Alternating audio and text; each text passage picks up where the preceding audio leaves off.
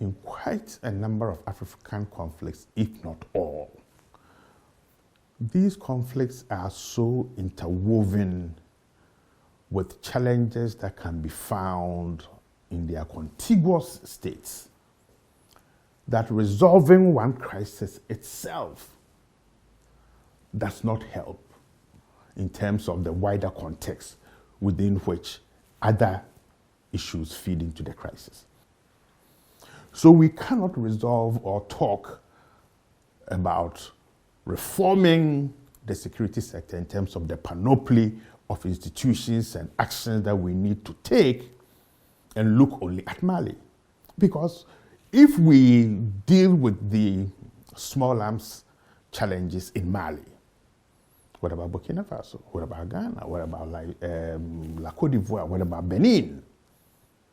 Okay, because these challenges are so interwoven that it is almost impossible and it is operationally unethical and unwise to look at the problems in terms of the specific domestic challenges of one country.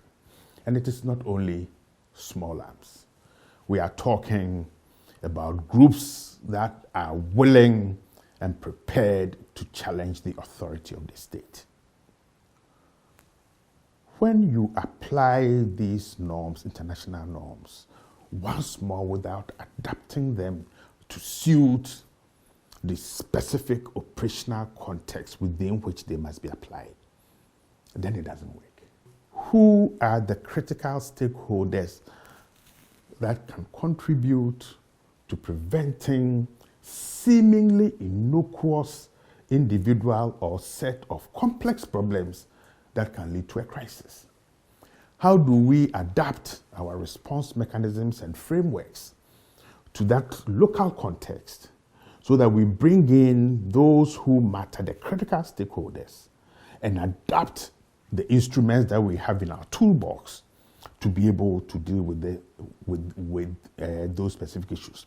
So if we take the Mali case once more, the way we deal with Mali in terms of small arms and light weapons, in terms of criminal networks, in terms of governance issues, in terms of corruption, cannot be applied in Burkina Faso in the same way.